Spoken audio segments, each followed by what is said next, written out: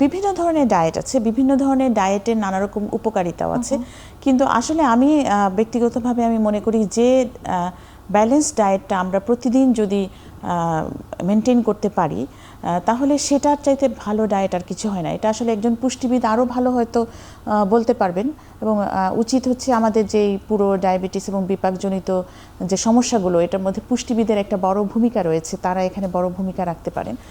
সেই ক্ষেত্রে breakfast, lunch, dinner সবই খাওয়া ভালো, এবং সব কিছুতে ক্যালোরি মেপে কোন খাবারটা ভালো। ব্যালেন্স ডায়েট বলতে বোঝা যায় কত পার্সেন্ট শর্করা হবে, কত পার্সেন্ট ফ্যাট হবে, কত পার্সেন্ট প্রোটিন হবে, সব ধরনের খাবারই আমাদের জন্য জরুরি, কোনোটাই বাদ দেওয়া জরুরি নয়। এবং এই প্রসঙ্গে আমি বলে নিই, আমাদের অনেক রোগীরা বলেন যে আমি তো আসলে সারাদিন খাই না, আমি সকালে নাস্তা খাই না, আমি রাতের খাবার বাদ দিয়ে দিয়েছি, আমি কিছুই খাই না সারাদিন, তাও তো আমার ওজন কমে না। আসলে এভাবে ওজন কমবে না।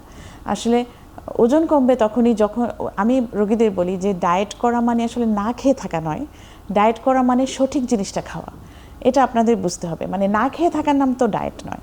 না, ডায়েট করা মানে কোন সময় কোন জিনিসটি খাবেন সেটা স্পষ্ট করে বুঝতে পারা এবং খাবার নির্বাচন করতে পারা। আপনার সামনে যখন একটা আপেল রাখা হবে আর একটা সিঙ্গারা রাখা হবে, তখন আপনি কোন খাবারটা নির্বাচন করবেন সেটাই হচ্ছে ডায়েটের মূল মন্ত্র।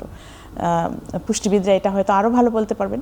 তো এই জিনিসটাতে আমাদের মানসিকতার পরিবর্তন দরকার।